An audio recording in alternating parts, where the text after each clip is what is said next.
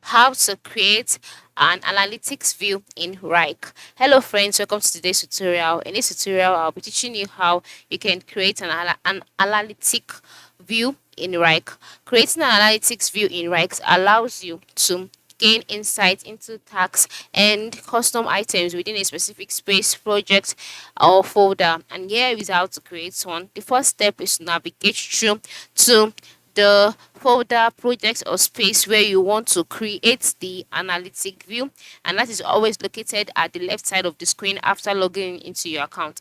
By the left side of the screen, you can see the space tab. Under it, you can see the variety of spaces you have, so you can just select the space that you would like to use. So after selecting the space, you are brought to the space page where you can see the title, then you can see table, views, etc. So once you can see this, the next step is navigate through to the plus button on the panel above the tags slash folder list.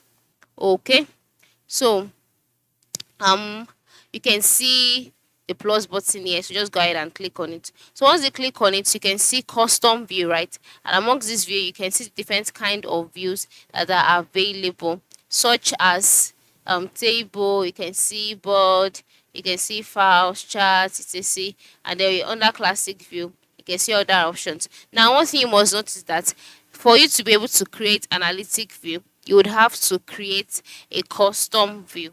All right, so it's under the custom view. That's where you can now choose analytic, and from the table display there, from the options display here, you can see that there is no custom view option. All right, that is because the current plan I'm on does not allow this. All right, so by the time you upgrade your plan on right to an higher plan, you will see the option custom view. From this option, just select it. After selecting option view, a window will appear. In this window, ensure you choose analytics. After choosing analytics, the view name will automatically update to analytics, but you can rename it if you wish, and then you can now click create to finalize the creation of your analytics view. It is very, very simple, right? So just upgrade your account.